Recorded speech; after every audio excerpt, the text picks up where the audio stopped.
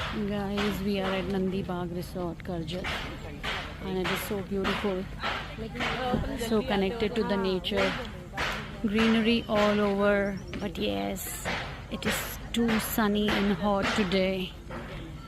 There are a lot of activities all over, swimming and kayaking and rope cycling and many more. It's a very beautiful place.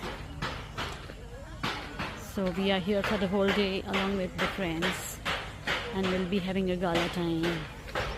There's a beautiful Buddha statue sitting here. It is so beautiful. Buddha, which is considered as a peace icon.